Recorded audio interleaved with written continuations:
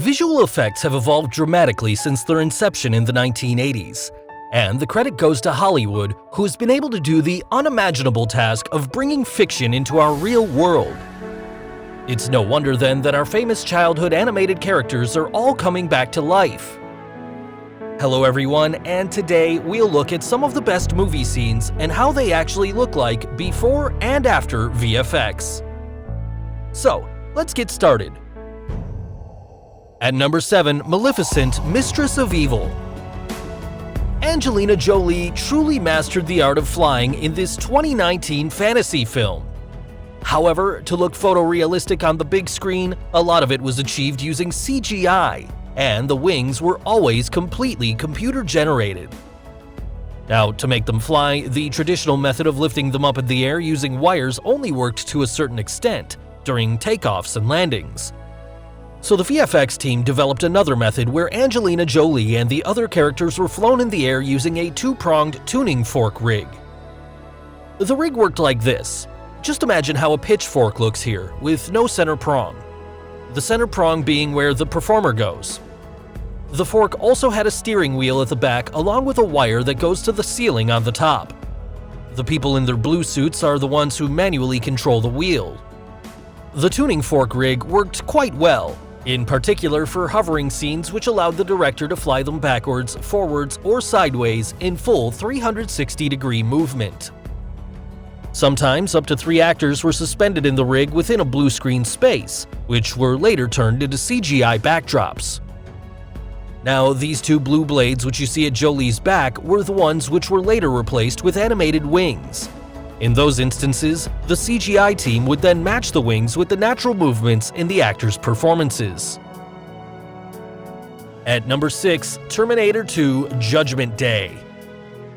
Though the movie is almost 3 decades old, the iconic villain character T-1000 is still fresh in our minds. The visual effects used for the T-1000 were highly advanced for the time, combining state-of-the-art CGI, prosthetics, and editing to allow the T-1000 to demonstrate its shape-shifting ability. CGI was required particularly for the T-1000, a liquid metal structure, and this character could transform into almost anything it touches. The creation of the visual effects cost $5 million at the time and took 35 people, including animators, technicians, and artists, and almost 10 months to produce, for a total of 25 man-years.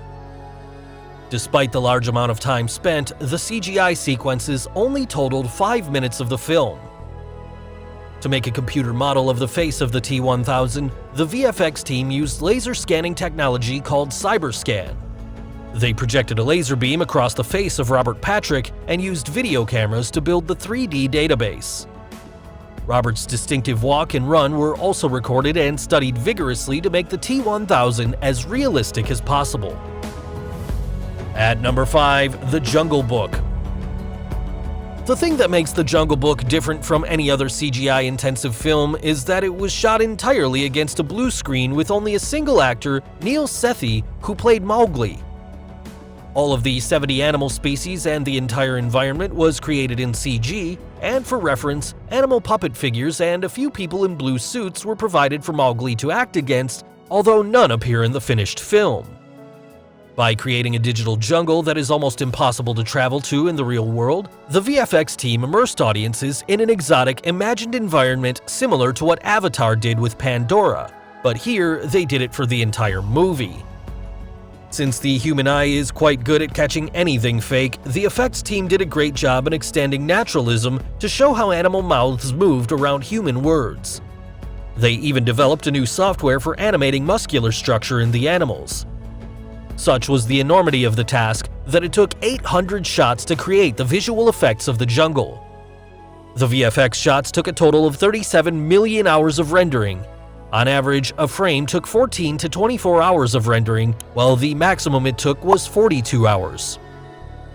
Around 1,000 remote jungle locations in India were photographed and used as reference in post-production, which would then blend with the animal characters and Mowgli to ultimately create the final product.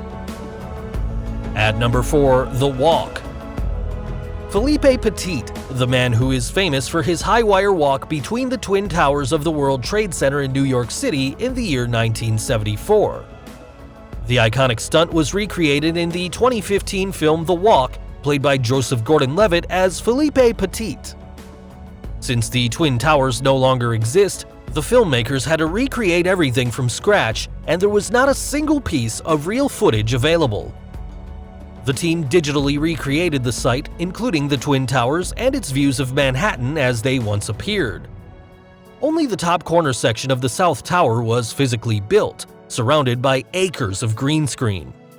Everything else, the towers, skies, clouds, cityscapes, slack-jawed bystanders, the dangerously steep drop to certain death, is all digitally rendered for the film. Gordon-Levitt, who had no formal high-wire experience, trained directly with Petit. By the end of the 8th day, he was able to walk on the wire by himself and continued to practice while shooting. Along with a body double who performed trickier stunts, the actor shot the climactic wire-walking scenes on a soundstage. It had reconstructions of the top 2 stories of the tower and a wire approximately 12 feet off the ground, which were connected out across a green gorge and was anchored on a pole. The 3D model was matched to the motion of the stunt double, with Gordon-Levitt's performance added. At number 3, Interstellar. Christopher Nolan is known to create realistic-looking visuals with minimum use of the green screen. Now, for a film with so many great visuals, the number of effects in the film was not much greater than in Nolan's other films, The Dark Knight Rises or Inception. However, for Interstellar, they created the effects first, allowing digital projectors to display them behind the actors, rather than having the actors perform in front of green screens. To keep the film realistic, Interstellar's Earth-based sequences used few visual effects, one of which was a dust storm, so they would contrast with Nolan's vision of space travel, which involved a mathematically accurate black hole, a wormhole, the various planets, and the time-warping tesseract. However, the standout scene is the one in which the astronaut Joseph Cooper enters the tesseract, a 4-dimensional space of interlinked timelines, where he communicates with his daughter, Murph, in the far-distant past. The concept was based on a 3-dimensional extension of slit-scan photography. All the elements of Murph's bedroom were scanned at high resolution and were used to create a digital version, and from this, they generated the multiple extruded timelines. The 3D team used this digital model to extend the physical tesseract set to infinity and beyond. At number 2, Captain Marvel.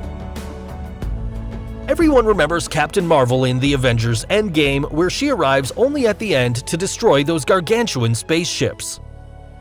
In her solo film released in 2019, CGI was used in a lot of the scenes. For instance, look at this scene where she blasts out fire out of her hands. Obviously, it's only stupid to use 2 people dressed in green suits throwing fire flames from her back. The VFX team accomplished this effect by using LED armbands as a lighting prop for the actor. The famous scene where she is plummeting to Earth was done using a digital double for her to be able to close in on her face and really use her face and her expressions only where necessary. Also, to make it seem as if she's falling down from space, there were people beneath her who were moving her around in the blue screen suits, and they tried to puppeteer her to make it feel like she's floating in a more naturalistic way as she would when falling. So finally, the number 1 movie on our list, and yes, it is an all-time favorite film, The Matrix. Not only is The Matrix one of the greatest sci-fi creations, one particular scene has become renowned for its use of special effects in Hollywood and beyond. Yes, the incredible sequence where Neo dodges off Agent Smith's bullets with quite ease. The bullet time special effect is a time-rendered simulation which allows a shot to progress in slow motion while the camera appears to move through the scene at normal speed. The method used for creating this effect involved a technically expanded version of an old art photography technique known as time-slice photography, in which an array of cameras is placed around an object and triggered simultaneously. So the scene was created by suspending the actor on wires, using motion capture, and filming segments with multiple still cameras shooting from different angles.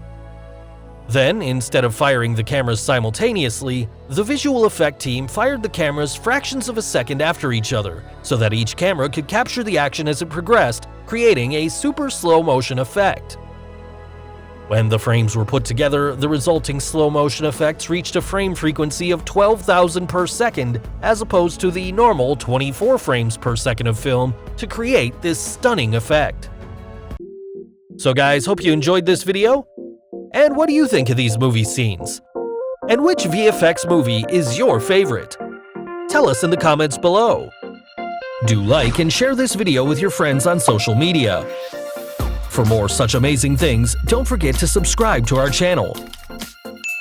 And finally, thanks for watching.